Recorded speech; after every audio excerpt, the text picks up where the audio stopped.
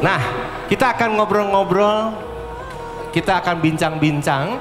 Ibu bapak, sekali lagi kita akan bersama dengan ibu-ibu cantik ini, ya. Kami mohon kiranya bisa hadir di area panggung. Kita akan bersama dengan Bandung Cancer Society.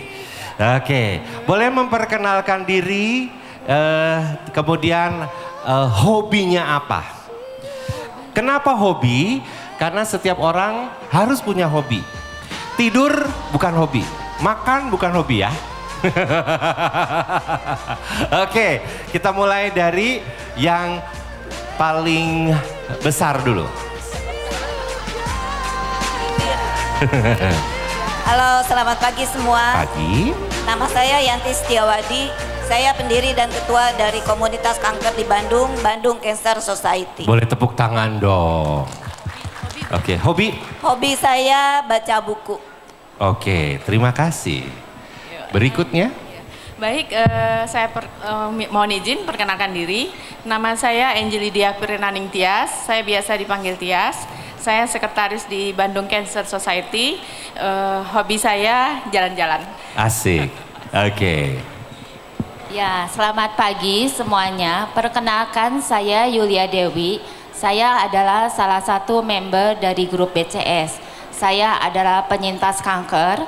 Sudah Oktober tahun ini 2 tahun saya penyintas kanker. Hobi saya banyak sih Pak, masak. Terus yang terutama saya senang banget kalau udah menolong orang. Oke, terima kasih. Iya, saya Pauline. Saya member dari Bandung Cancer Society sebagai volunteer di Bandung Cancer Society. Kalau ditanya hobi, saya hobinya jalan-jalan, main. Gak apa-apa, ya? betul Kan? hobi. Oke, terima kasih Bu Pauline, boleh tepuk tangan. Nah, kenapa saya tanya hobi? Karena hobi itu adalah salah satu sifat manusia yang harus ditumbuhkan. Ada si besar dan si kecil, biasanya saya bilang gitu. Si besar itu dengan kata harus, mesti, sesuai dengan aturan. Tapi si kecil itu justru dari inner, dari dalam, yang selalu seperti anak kecil, nakal, buang energi, buang materi, gitu ya. Nah, kalau tidak ada keseimbangan antara si besar dan si kecil, kita akan jadi seperti robot. Tapi kalau si kecilnya terlalu dominan, kita seperti anak-anak kecil juga. Nah, yang saya pengen kenal tahu, apa sih itu Bandung Cancer Society? Nah, siapa yang mau jawab nih? Atau langsung presentasi? Oke, perkenalan dulu. Apa sih Bandung Cancer Society? Bandung Cancer Society adalah satu komunitas yang didirikan oleh penyintas kanker untuk penyintas kanker. Tempat kita untuk berbagi, untuk sharing dan saling mendoakan. Kita murni sosial dan lintas agama. Saat ini member kita sudah 600-an. Dalam salah satu kegiatan kita adalah mengurus rumah singgah kasih. Rumah singgah kasih. Nah, di rumah singgah kasih itu apa sih sebetulnya yang dilakukan? Rumah singgah kasih itu di mana orang-orang dari luar kota yang kena kanker yang akan berobat, terutama yang berobat di Rumah Sakit Hasan Sadikin, mereka bisa tinggal di sana. Kita menyediakan beras, air minum, terus ada juga kompor. Mereka hanya membayar 10.000 untuk 2 orang pendaftaran aja. Terserah mereka di sana mau tinggal berapa lama. Oke, jadi kadang-kadang kalau untuk yang penderita kanker itu harus menjalani rawat jalan, dan itu memang dibutuhkan tempat untuk bernaung ya, karena kan rawat jalan itu nggak cuma sekali 2 kali, itu kadang-kadang berkali-kali bahkan mungkin berbulan-bulan ya. Oke. Nah, di rumah singgah tadi itu di mana tempatnya? Rumah singgah kasih adanya di Sukabunga nomor 5. Sorry, Sukabunga nomor 5. Jadi dekat dengan RSAS. Dekat dengan ya, RSAS. Kalau dari rumah singgah ke RSAS itu hanya 5 menit. Jalan kaki? Jalan kaki. Atau naik helikopter? Bisa, tapi nggak ada tempat mendaratnya. Lebih lama lagi ya, mesti ke Husen. Jadi rumah singgah ini, oke. Nah, apa yang mau kita lihat nih, apa itu kanker? Silahkan, barangkali ada slide yang mungkin mau ya.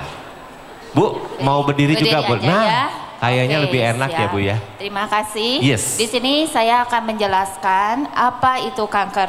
Boleh next? Boleh next? Next.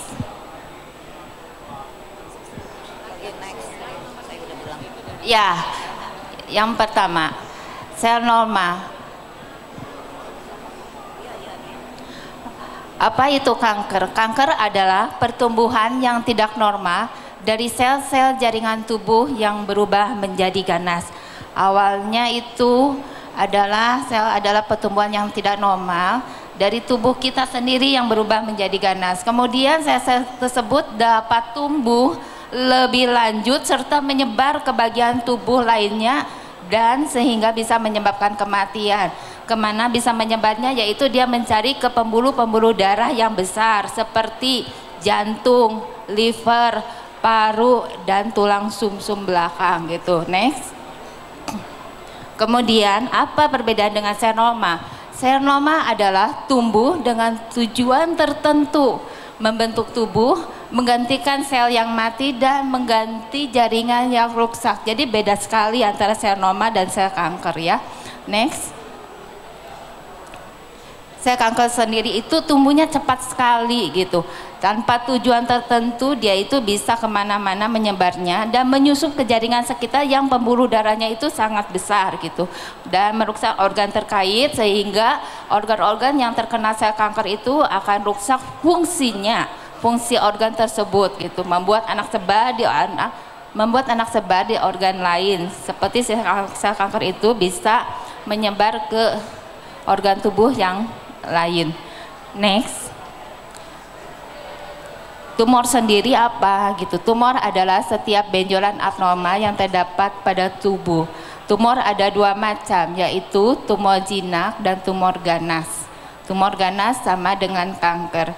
Jadi apa itu tumor? Setiap ada benjolan di dalam tubuh kita itu disebut dengan tumor.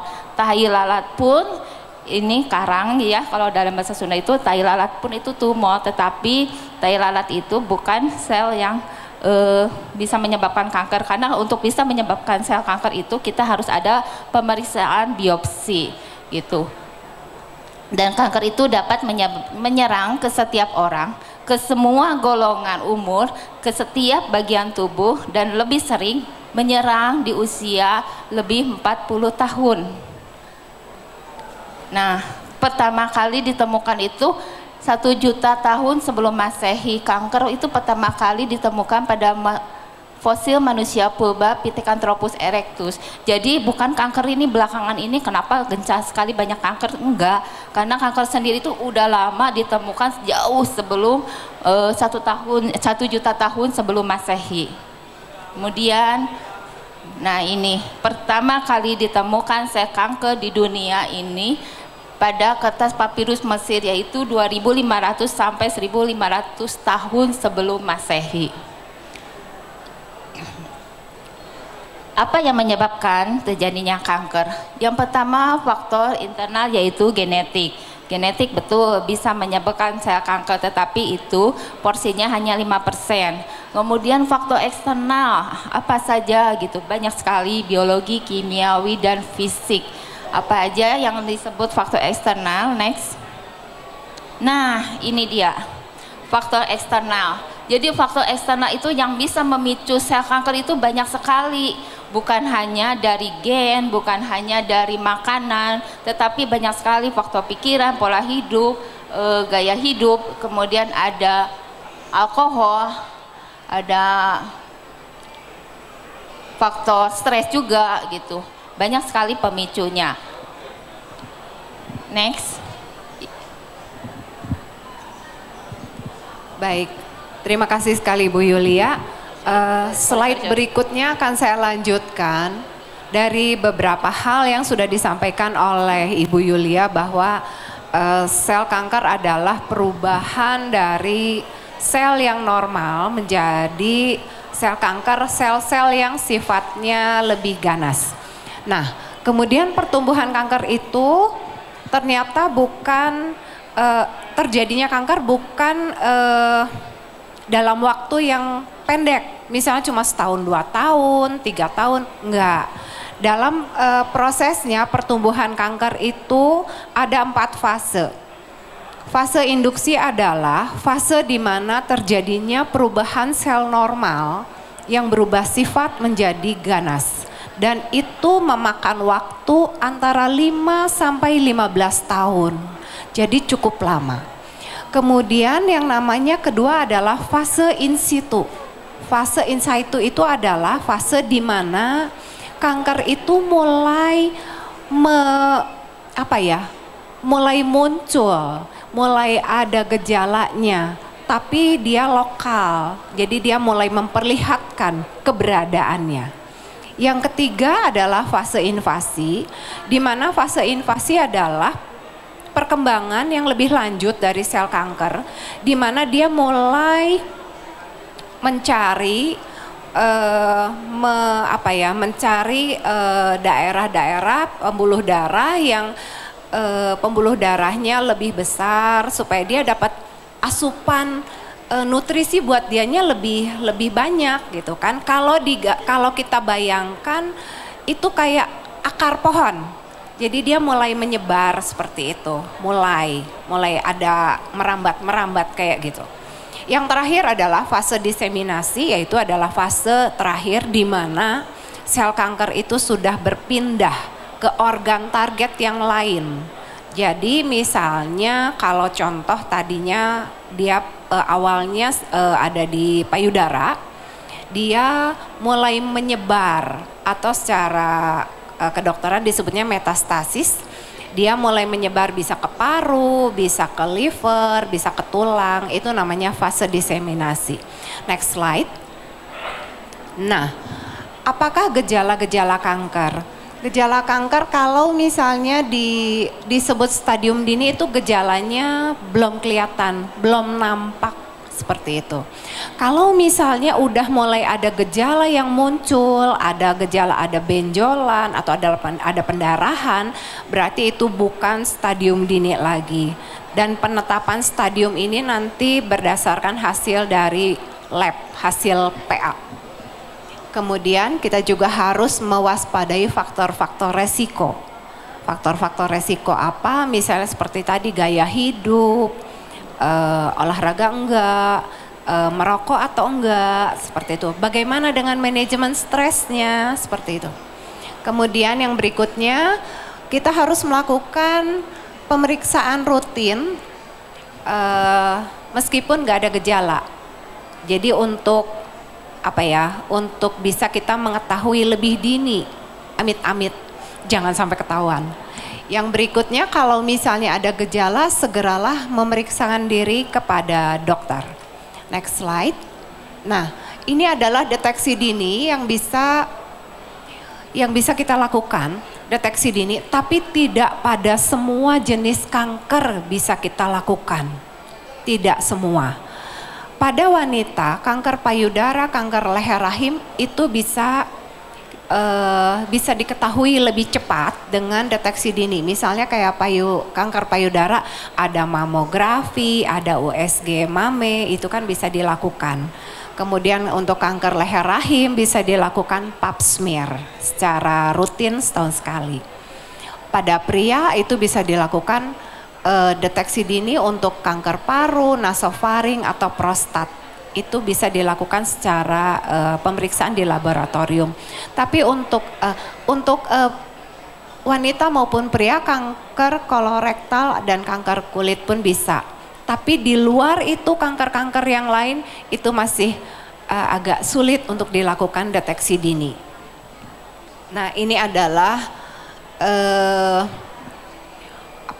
dari sisi pasien kalau misalnya dia terdeteksi kanker, pasien pasti akan merasakan satu hal yang menyedihkan kalau misalnya terdeteksi kanker. Oleh sebab itu pasien berharap para dokter, ahli medis itu bisa memahami kondisinya seperti apa dengan harapan bisa berkonsultasi lebih nyaman. Jadi pemeriksaan ke dokter itu tidak melulu hanya obat, tapi pasien bisa merasakan konsultasi yang lebih nyaman untuk bisa memberikan hasil yang lebih baik lagi. Next slide. Next, Ci. Nah, terapi kanker ini apa aja sih terapi kanker? Mungkin selama ini yang lebih umum adalah operasi dan kemo. Sebetulnya terapi kanker ini ada 5. 1 operasi, 2 radiasi, 3 terapi hormonal, 4 kemoterapi dan targeted terapi. Next slide.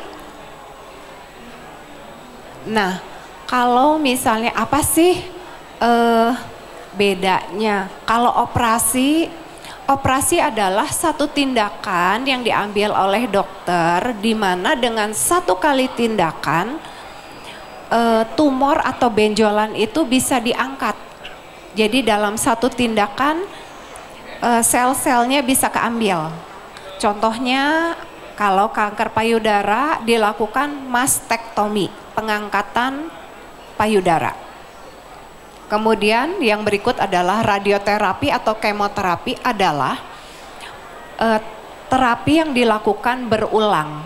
Bukan cuma 1 kali, tapi berulang. Kalau radioterapi itu bisa 10 kali, 15 kali, 20 kali, 30 kali, seperti itu. Kalau kemoterapi bisa 6 kali, 12 kali dengan beberapa jeda waktu. Kenapa dilakukan seperti itu?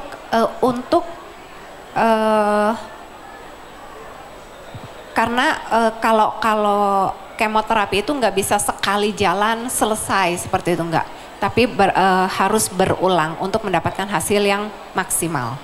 Next slide.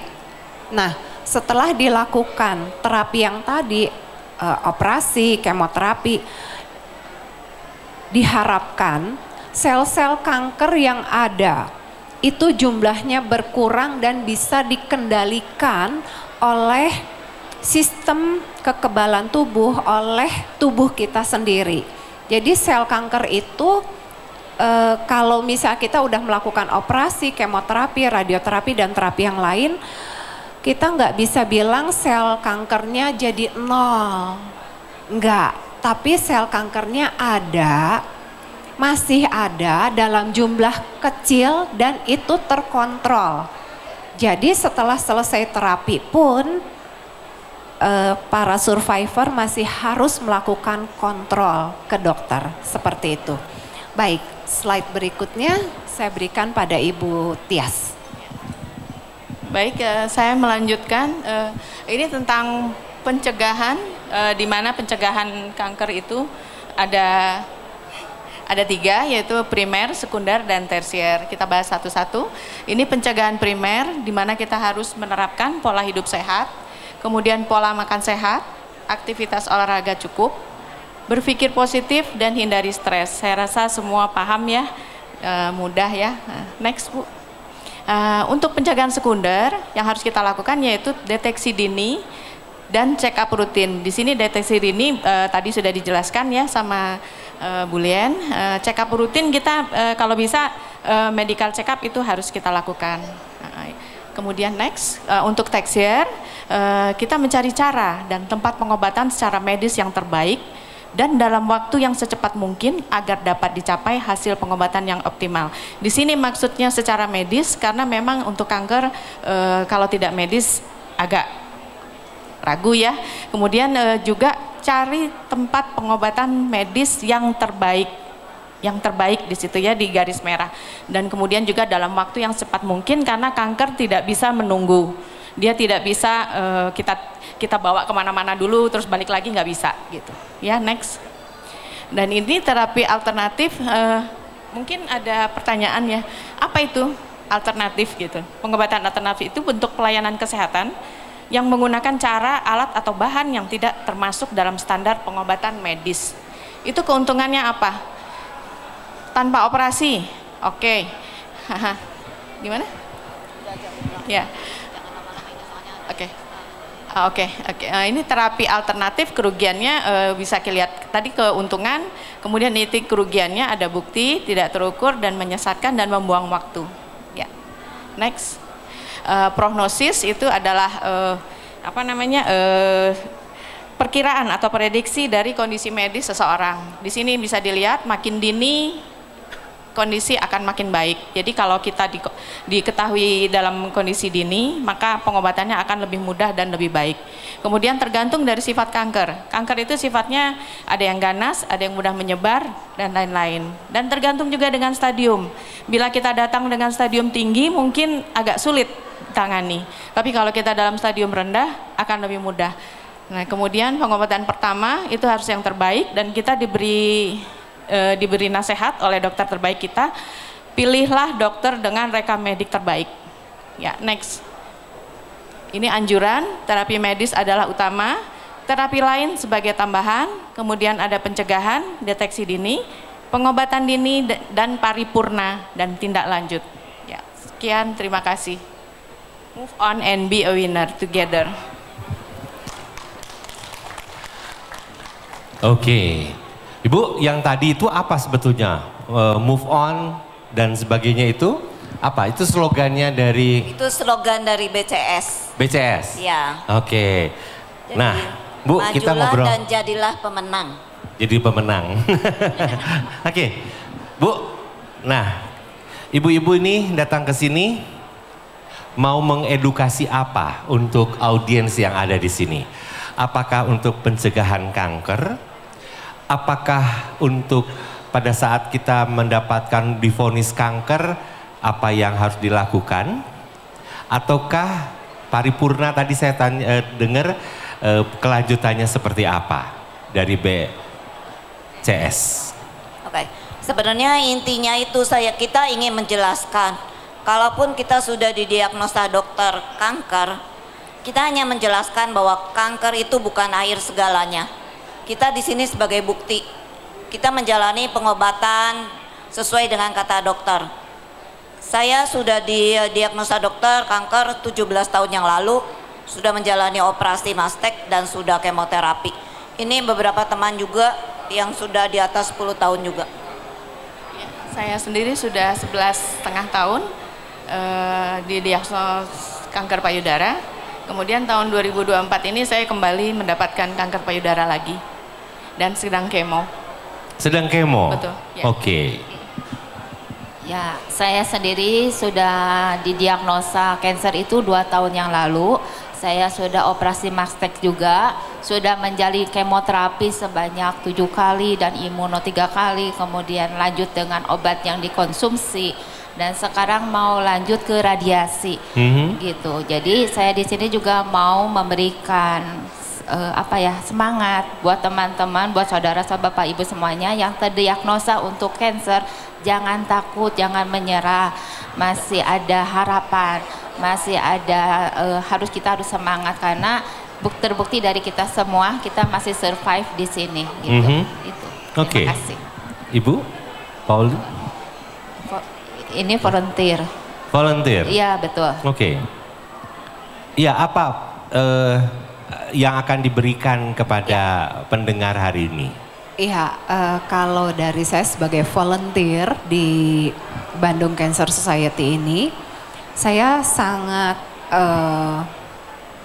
rindu untuk memberikan informasi yang benar mengenai cancer, karena cancer itu satu hal yang menyeramkan untuk orang awam. Betul. Begitu orang dengar kanker yang kebayang, kematian, kemo yang menyeramkan, iya, uang habis. Betul. Itu. Nah, di Bandung Cancer Society di BCS ini saya bergabung. Saya rindu untuk memberikan memberikan informasi mengenai kanker. Kanker itu bukan satu hal yang menyeramkan yang setelah terdiagnosa terus selesai semuanya, enggak. Kanker itu kalau ketahuan diobatin yang benar, sekarang obat-obat kita juga bisa melalui BPJS. BPJS itu obatnya juga bagus. ikutin kata dokter, kita bisa lihat teman-teman yang di depan juga ada yang dengan pakai kaos yang sama, mereka juga survivor. Hasilnya oke, jadi rasanya kalau dibilang setelah kanker selesai segalanya, oh enggak.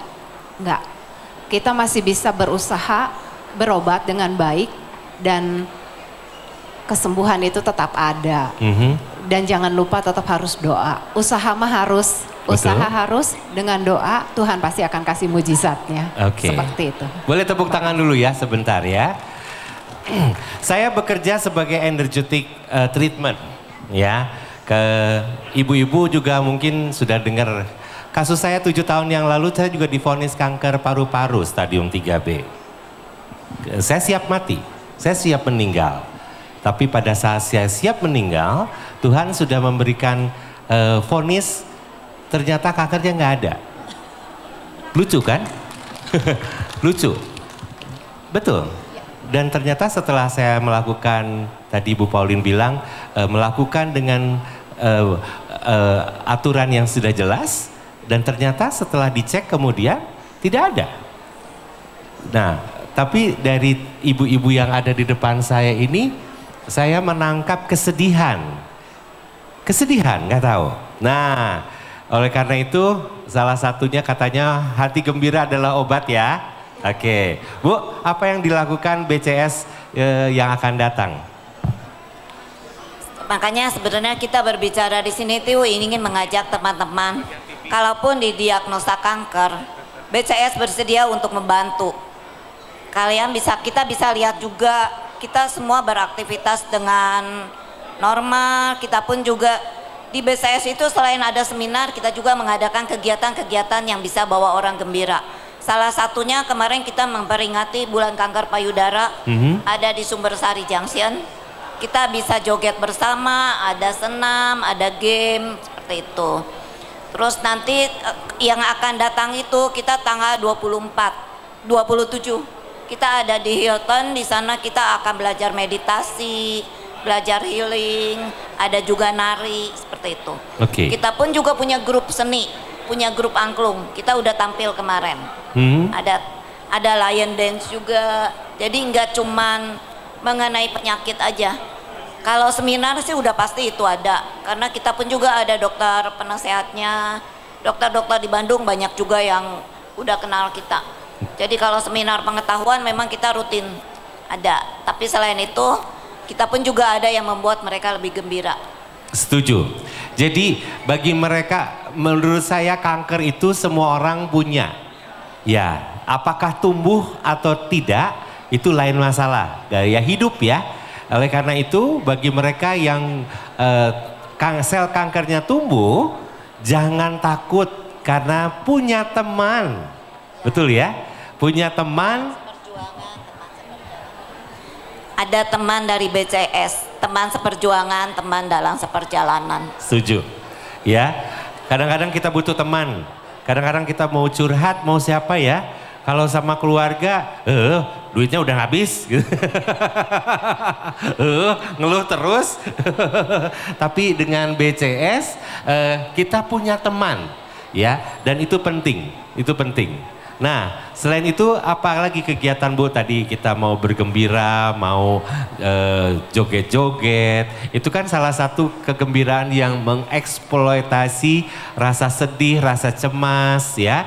Tetapi kita juga punya teman-teman yang barangkali punya kegiatan-kegiatan lain. Apa kegiatan lainnya Bu? Sebagian tuh karena kita adalah lintas agama. Oh iya, kita itu lintas penting agama. ya? Iya, jadi kalau bulan puasa tuh kita ada buka bersama. Sesudah lebaran kita ada halal bihalal.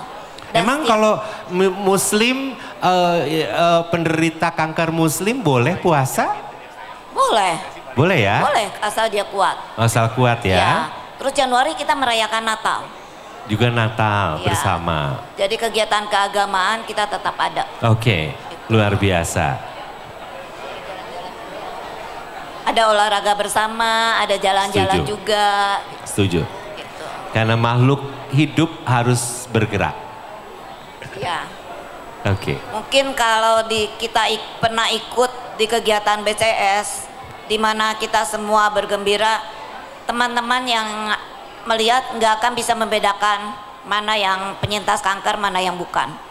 Karena kita sama seperti yang lain, kita kembali ke aktivitas normal. Oke. Jadi teman-teman yang menderita kanker itu bukan aib, bukan kutukan, ya, tetapi manusia normal. Ya. Yang kebetulan ada sedikit masalah, jangan takut, ada teman di BCS. Ya mungkin kalau suatu saat kita kena dan saat seperti kita sudah sembuh, justru di situ adalah ladang pelayanan kita untuk melayani orang-orang yang baru didiagnosa, memberi semangat mereka untuk bangkit. Setuju. Oke. Oke. Terima kasih. Tepuk tangannya membuat semangat dan juga makin sehat. Oke. Bu, sekali lagi Bu. Bandung Cancer Society, rumah singgahnya di mana Bu? Rumah singgah kasih dikelola oleh Bandung Cancer Society, adanya di Jalan Sukabunga nomor 5. Sukabunga nomor 5. Kita itu komunitas bukan yayasan. Jadi saat ini pun juga donatur kita cuma dari mulut ke mulut. Oh ya, ini ada teman-teman dari Lions Bu, barangkali juga mereka bisa memberikan kontribusi ya, Lions Merdeka nih. Oke, mereka juga sekarang lagi donor darah. Oke, jadi Bandung Cancer Society Rumah Singgah Kasih ini itu juga didanai sendiri ya sebenarnya ya? Ya, dari mulut ke mulut, ada dokter juga yang suka donasi setiap bulan. Padahal kontribusi setiap pasien cuma 10.000. 10.000 itu pun juga kita nggak ambil uangnya. Oh gitu? Ada di kas tertentu yang mereka kalau misalnya beli bumbu dapur, ambilnya dari situ. Oh, oke. Karena kita tidak menyediakan lauk pauk, kita hanya menyediakan beras dan air minum. Beras dan air minum. Oke, baik teman-teman, itulah sahabat kita. Katanya sahabat adalah mereka yang selalu memberikan hati dan waktunya kapanpun, pada masalah apapun. Oleh karena itu saya yakin ibu-ibu yang ada di atas panggung ini adalah sahabat yang selalu mendampingi bagi mereka yang pernah atau mungkin sedang menderita kanker. Mudah-mudahan semua akan menjadi berkat dan Tuhan juga akan memberikan berkatnya untuk kita semua. Boleh kita berikan sambutan tepuk tangan yang meriah dari Bandung Cancer Society. Oke, terima kasih Ibu. Sukses selalu. Oke, dan sebentar mungkin ada kenang-kenangan juga dari panitia yang akan diberikan oleh panitia. Silahkan. Kiri kanan.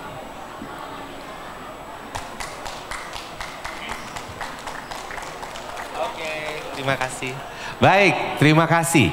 Saya masih punya waktu 1 menit. Izin saya turun dulu sebentar. Ibu boleh turun? Ya, silakan teman-teman, ibu bapak yang mendengarkan di Bandung Medical Fair ini, kami persilahkan juga untuk berbincang-bincang dengan sahabat-sahabat kita di sini. Ini dari Bandung Cancer Society. Mereka punya rumah singgah dan rupanya kita juga akan bersama-sama melalui satu topik yang menarik. Izin saya turun dulu sebentar ya. Boleh disambung musik dulu sebentar.